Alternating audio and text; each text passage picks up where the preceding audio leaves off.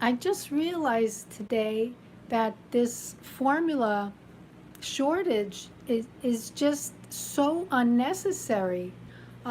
You people that read the Bible out there, remember when Moses was in the palace of Pharaoh and the relative of Pharaoh wanted to take care of him because she found him in the river? So what did she do?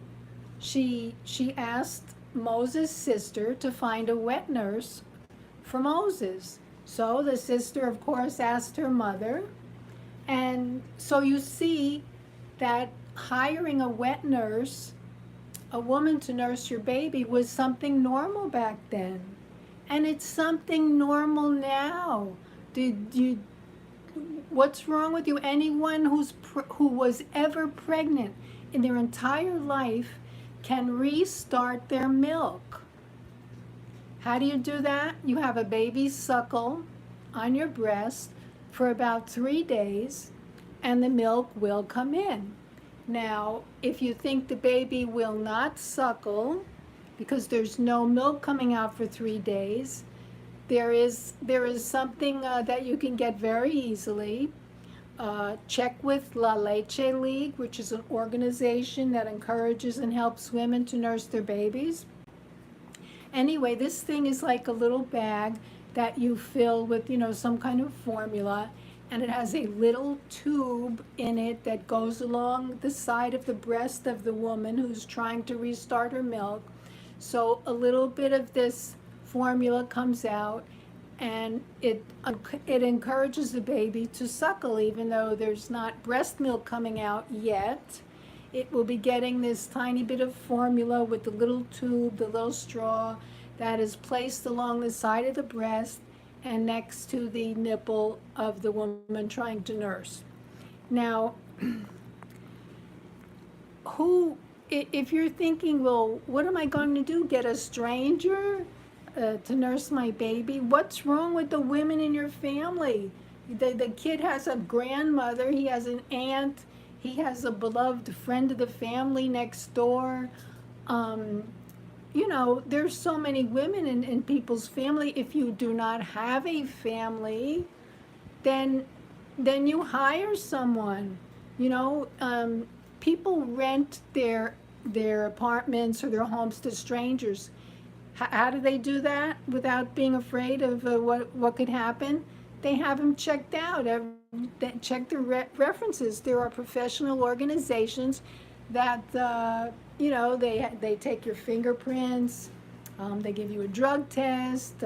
You have to give them some kind of life resume.